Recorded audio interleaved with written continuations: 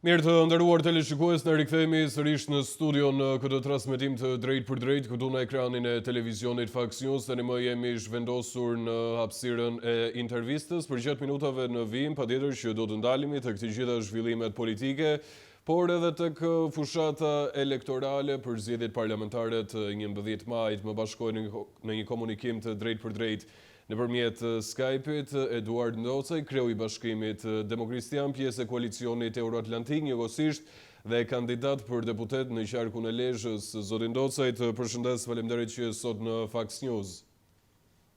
Ju përshëndes edhe unë, ju falenderoj. Zoti Ndocaj, ka nisur tashmë fushata elektorale, ka nisur angazhimin në teren, takimet me struktura, takimet me qytetarët. Dua të marr pak komentin, opinionin tuaj deri në këto momente.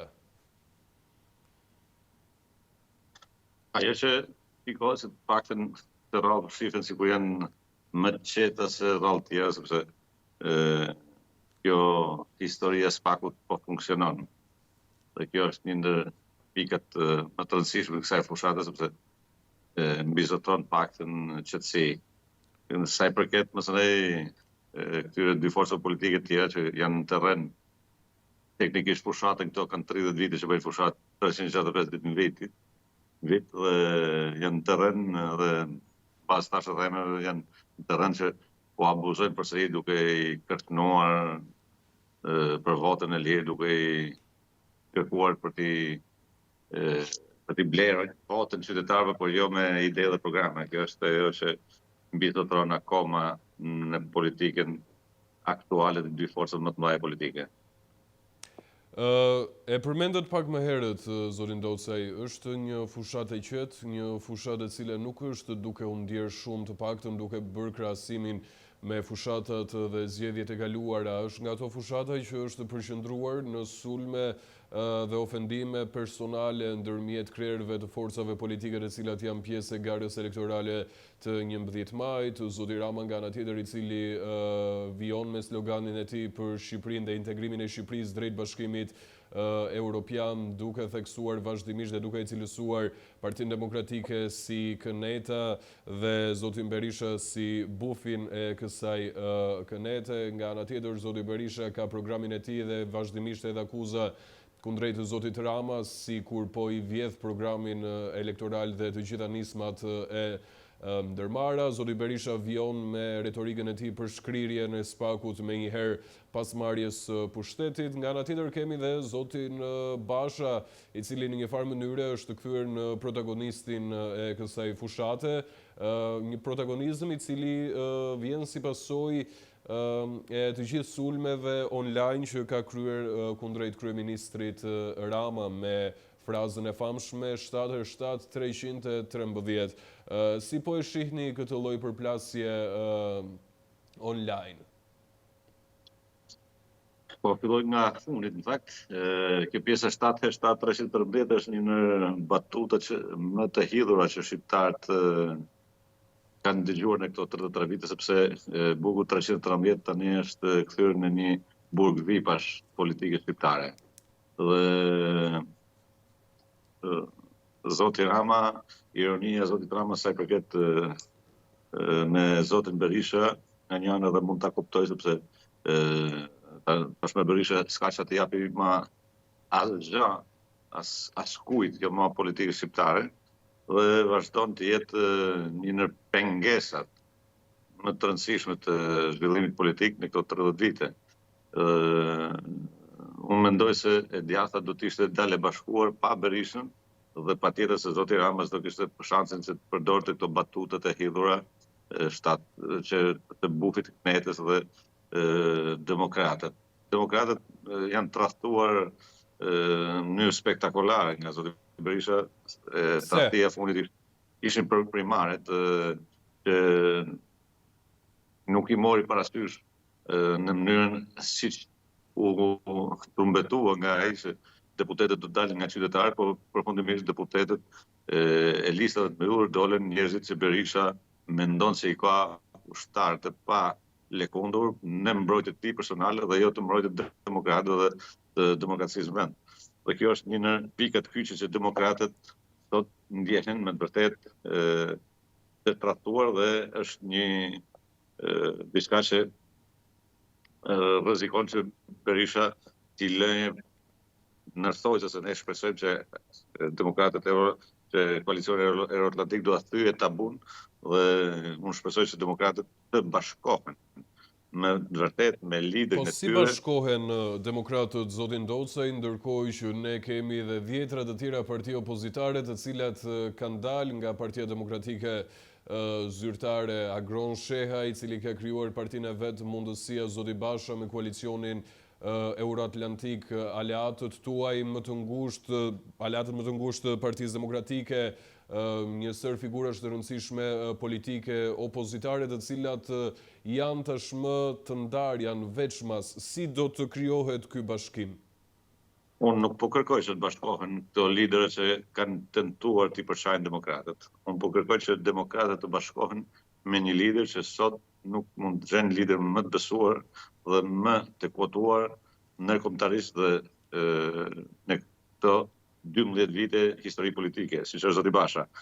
Dhe të bashkohen me koalicionin Euroatlantik, sepse ne jemi një forcë e djathtë, kemi një program ambicios të djathtë. Kemi kandidatët që vinë një pjesë e madhe nga emigracioni që janë të arritur atje ku jetojnë në mënyrë dinjitoze, duke shpalosur rrotësitë e tyre në çdo vend të Bashkimit Evropian edhe me tej Shtetet Bashkuara të Amerikës.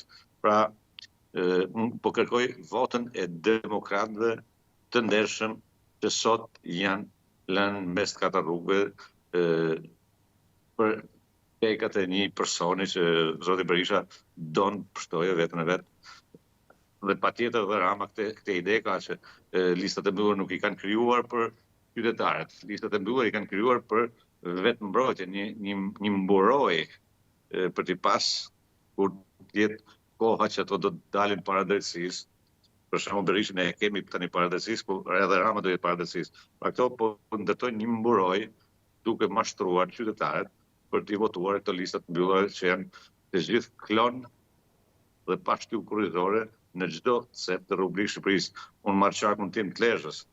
Mirë, përpara se të ndalem pak tek qarku i Lezhës, se do të pyes personalisht sa i takon qarku të Lezhës, zotin Docaj, si e parashikon këtë fushat elektorale, ose më konkretisht cila do të jetë fushata dhe si do të afrohet më afër njerëzve, më afër qytetarëve koalicioni Euroatlantik së bashku me zotin Basha? Ne po shohim dita ditës që po ofrohen qytetarë të shumtë.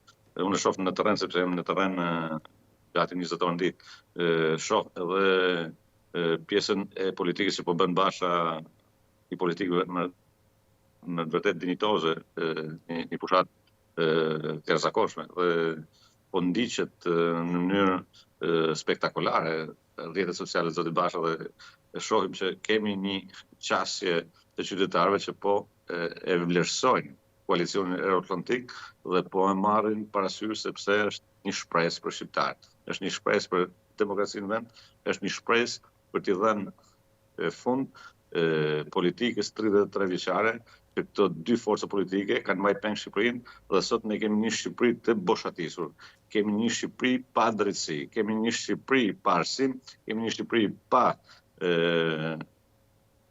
spitale, pa infrastrukturë, koma sot këto dalin, premtojnë drita, ujë dhe rrugë mas 33 vitesh. Dhe ky është një në katët më të mëdha të dy forca politike që kanë këto në 33 vite. Pra, gjë më elementare që bota si koncepton që sot s'mund të kemi ujë të pishëm, që s'mund të kemi drita elektrike, që s'mund të kemi rrugë në fshatra, në zona të thella ku jetojnë zona të braktisura tashmë nga çdo qeveri, dhe këto sot pretendojnë se pasaporta europiane është e vetmja shpresë për shqiptarët. Dhe në të gjitha këto që parashtruat, këto fenomene që parashtruat në këtë moment zotin Docaj, po e lëm një zotin Berisha, sepse luftën tuaj nuk e keni me zotin Berisha, po e keni me zotin Rama në një farë mënyre.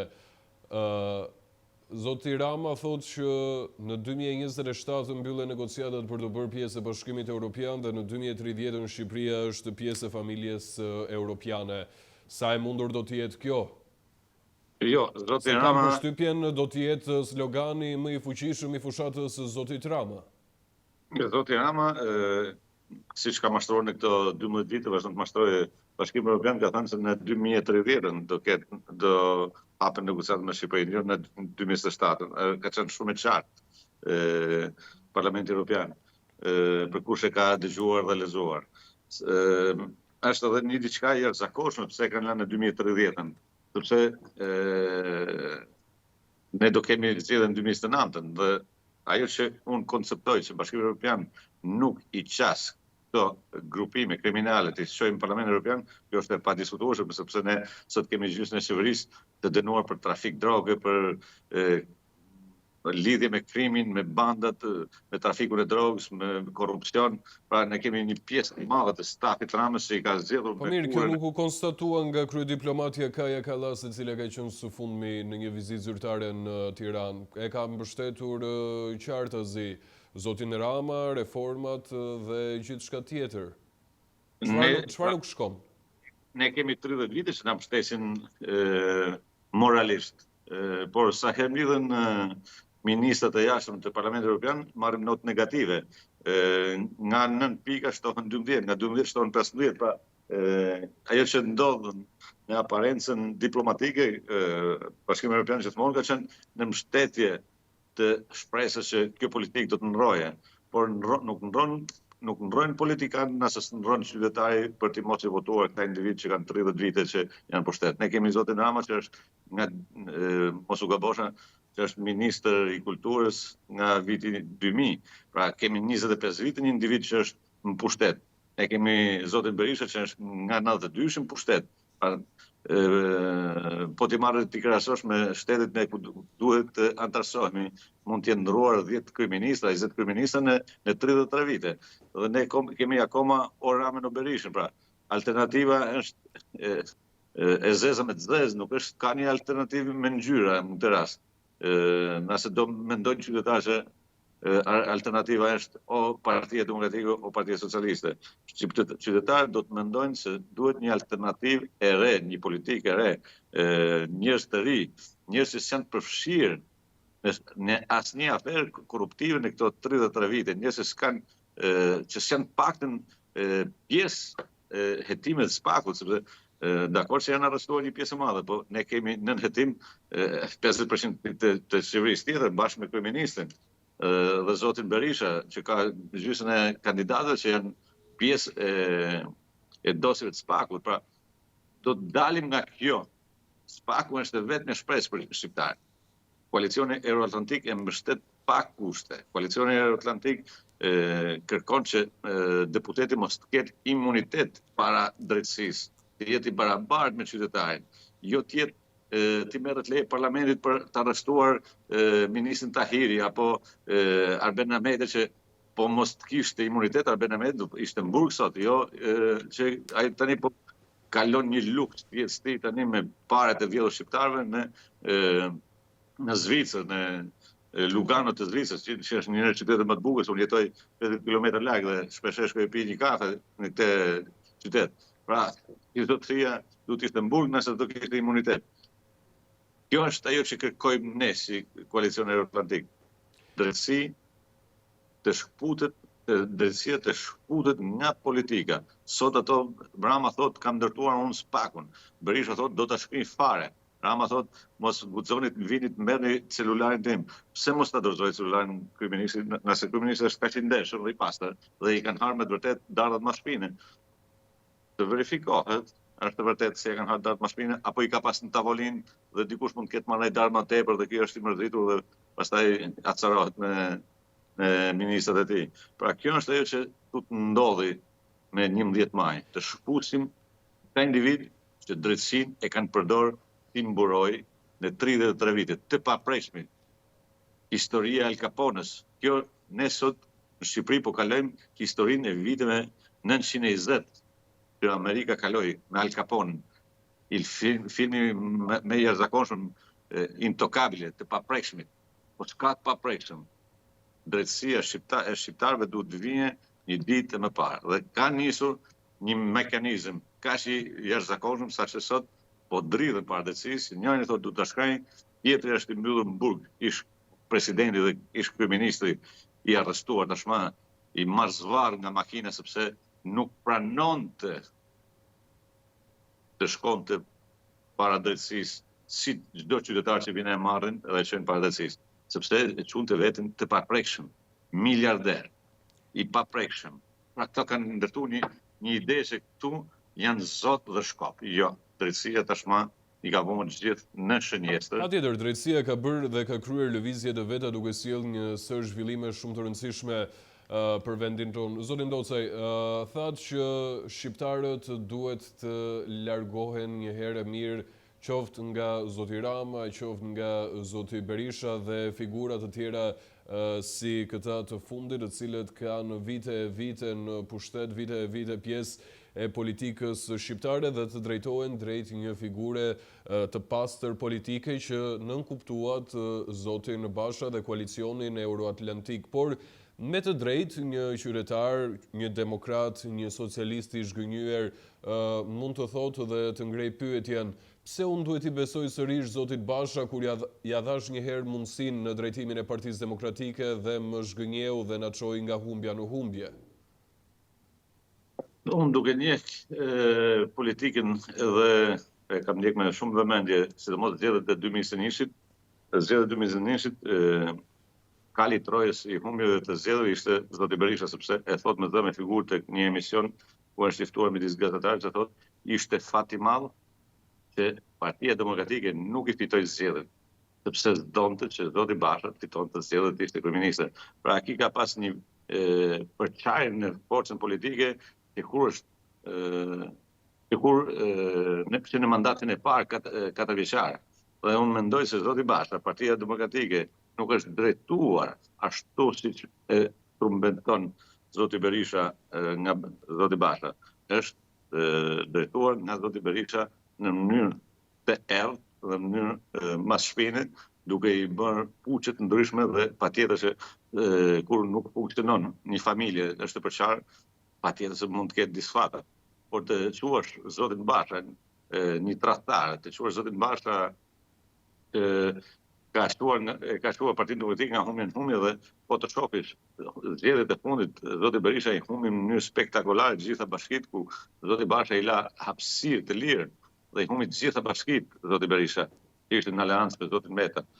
Si mund të mendojnë demokratët sonte të japin votën si demokrat zotit Meta që është në burg? Si mund të mendojnë demokratët sonte që të votohen disa individ si Vangel Duli, që është një anti-shqiptar i thekur?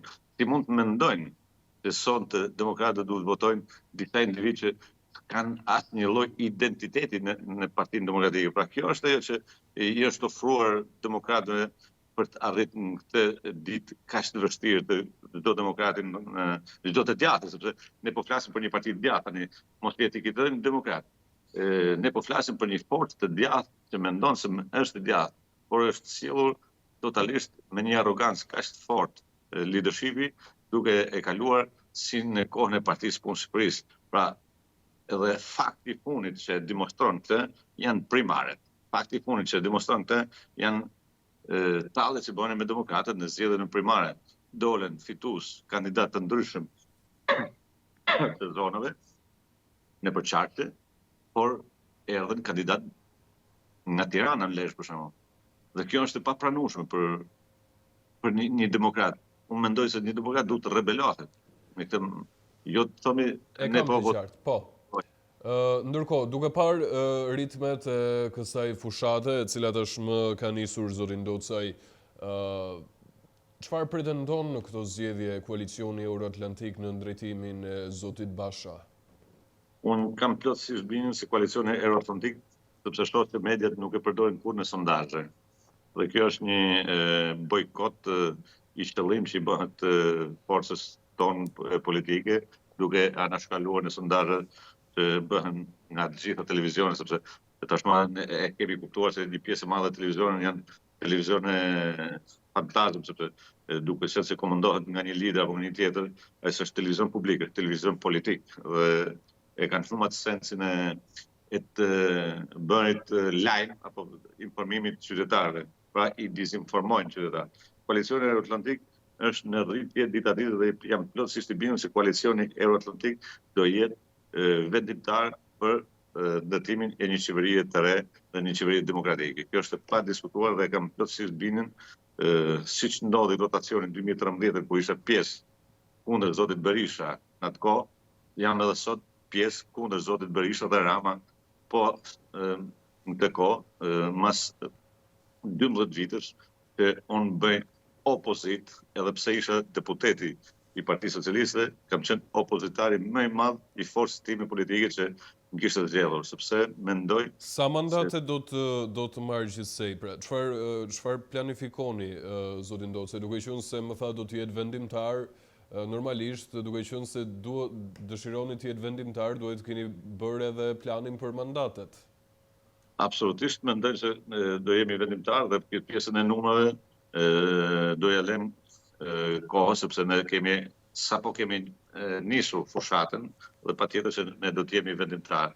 Dhe patjetër se do kemi edhe intervista të tjera që do të flasim edhe më qartë, do jemi më bindës për qytetarët, sepse siç thash. Absolutisht, tani që ndizën motorët zoti Ndocaj, do të jemi 24 orë, 24 vetëm me ju.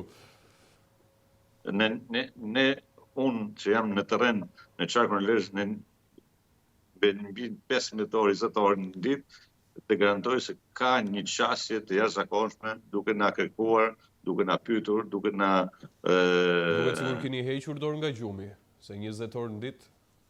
Absolutisht po. Kaq vendimtare është për ju ky moment, zoti Ndocaj.